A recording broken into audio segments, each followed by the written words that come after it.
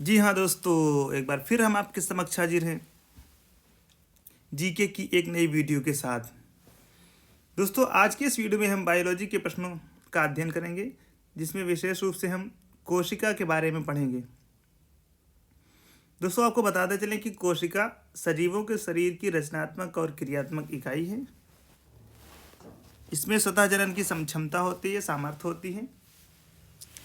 कोशिका विभिन्न पदार्थों का वह छोटे से छोटा संगठित रूप है, जिसमें वे सभी क्रियाएं होती हैं जिन्हें हम जीवन कहते हैं। तो दोस्तों, आइए शुरू करते हैं। हमारा पहला प्रश्न है, विज्ञान की वह शाखा जिसके अंतर्गत कोशिका का अध्ययन किया जाता है कहलाती है साइटोलॉजी।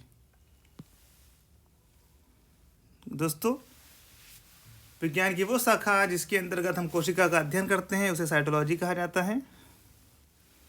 मुख्यतः जीवों में कितने प्रकार का कोशिका विभाजन पाया जाता है?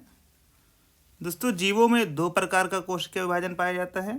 एक होता है अर्धसूत्री और दूसरा होता है समसूत्री कोशिका विभाजन। कोशिका की खोज कब और किसने की थी?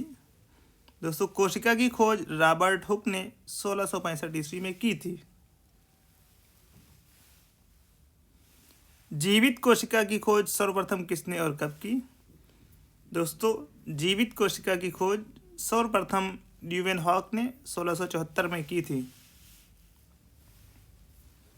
कोशिकाओं के समूह को क्या कहा जाता है? दोस्तों, कोशिकाओं के समूह को ऊतक कहते हैं।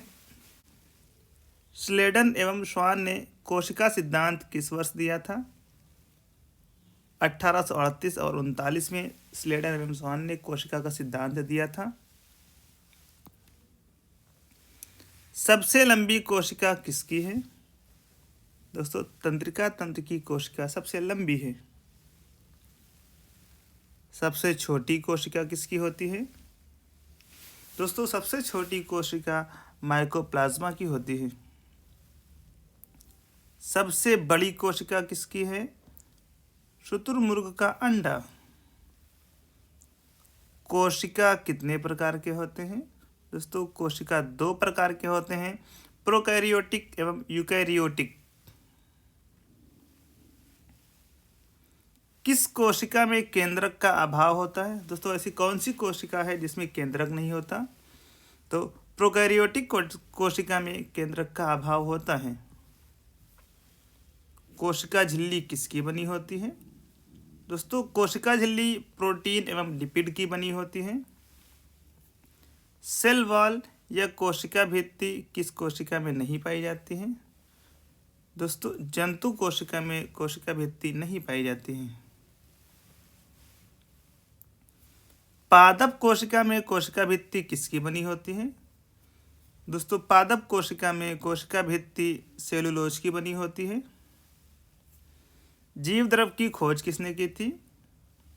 दोस्तों, जीव द्रव की खोज डू जार्डिन ने 1838 में की थी।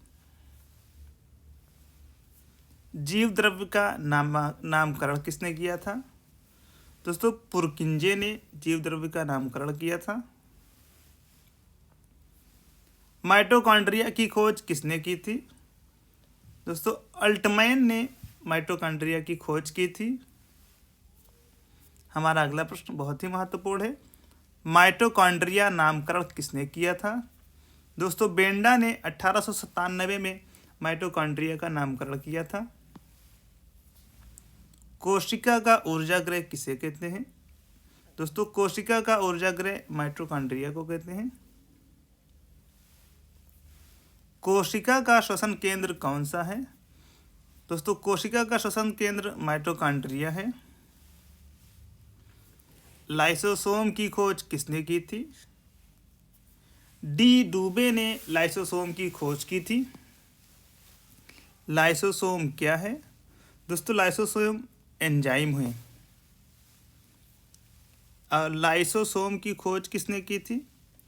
क्रिश्चियन डी डूबे ने 1955 में लाइसोसोम की खोज की थी। लाइसोसोम को आत्महत्या की थैली क्यों कहते हैं? दोस्तों, बहुत ही ध्यान से सुनिए, लाइसोसोम को आत्महत्या की थैली क्यों कहते हैं? क्योंकि यह स्वयं को भी नष्ट करने लगते हैं। गोल्जी बॉडी की खोज किसने की थी? दोस्तों कैमिलो गोल्जी ने गोल्जी बॉडी की खोज की थी। कोशिका का यातायात प्रबंधक किसे कहा जाता है? गोल्जी बॉडी को कोशिका का यातायात प्रबंधक कहा जाता है। लवक या प्लास्टिड किस कोशिका में पाया जाता है? दोस्तों पादप कोशिका में लवक या प्लास्टिड पाया जाता है। हमारा अगला प्रश्न जो बहुत ही महत्वपूर्ण है, केंद्रक की खोज किसने की थी?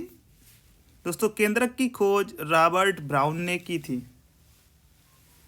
राइबोसोम की खोज किसने की थी? दोस्तों पैलेड ने राइबोसोम की खोज की थी। राइबोसोम किसका बना होता है? दोस्तों राइबोसोम प्रोटीन एवं आरएनए का बना होता है। कोशिका की प्रोटीन फैक्ट्री किसे कहते हैं? दोस्तों राइबोसोम को कोशिका की प्रोटीन फैक्ट्री कहते हैं। जीई पैलेड ने राइबोसोम की खोज कब की थी? दोस्तों जीई पैलेड ने 1955 में राइबोसोम की खोज की थी। दोस्तों ये थे हमारे कुछ महत्वपूर्ण प्रश्न। दोस्तों वीडियो को लाइक करना, शेयर करना और चैनल को सब्सक्राइब करना बिल्कुल ना भूलें। आज के इस वीडियो में बस इतना ही। जल्द ही आपसे मुलाकात होगी एक नई वीडियो के साथ। धन्यवाद।